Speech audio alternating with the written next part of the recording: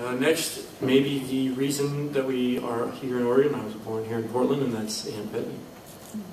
Where is she? Betty Savage.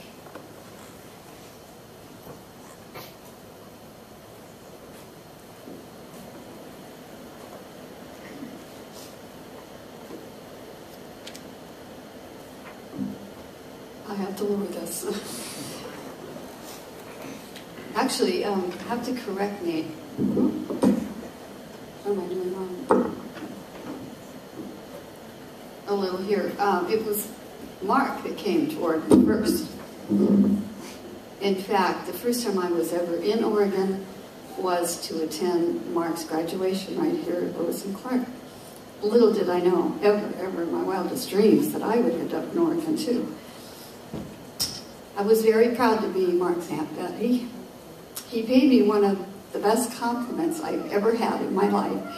I believe he was introducing me to Steve Glover, when he said, "This is my Aunt Betty, and everybody should have Aunt Betty." And that made me feel very proud. We were very, very close, not just because I remember him from birth, of course, in Lockwood, California, and not just because he spent a summer with us in 1971 in Minneapolis and had so much fun with my kids and cruising down the Apple River and inner tubes. I know they remember that. But mainly because we lived here in Oregon and we shared a lot of life together.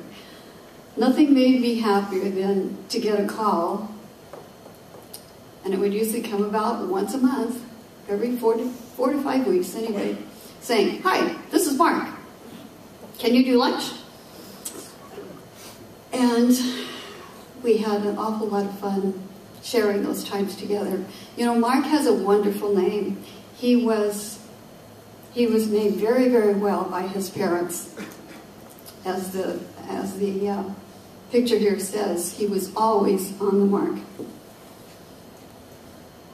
He set goals for himself and he achieved them all. And many of you have mentioned how important they were to him. Mark's kids meant the world to him. His greatest pride was in their accomplishments, and that sustained him during those last difficult years.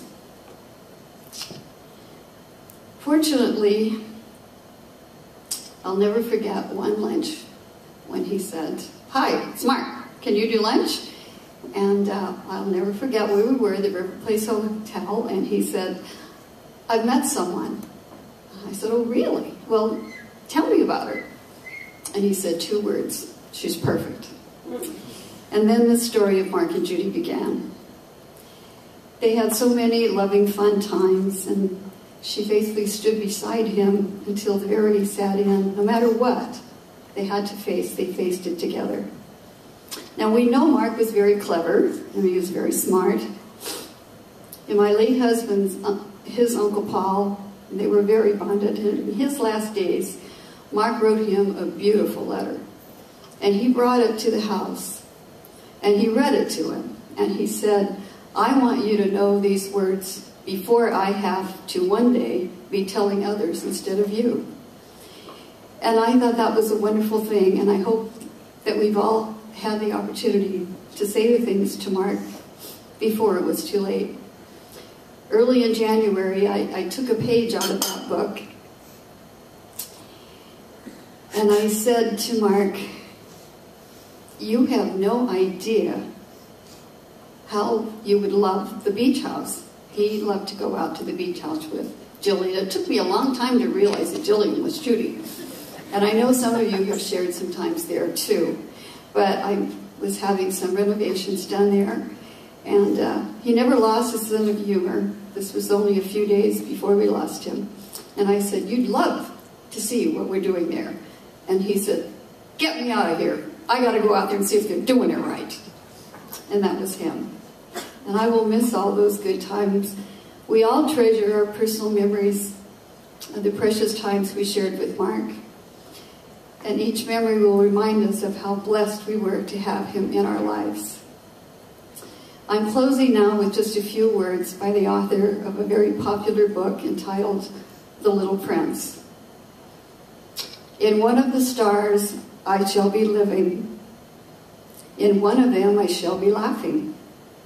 And so it will be as if all the stars were laughing when you look up at the sky at night, and there is sweetness in the laughter of the stars and in the memories of those we love.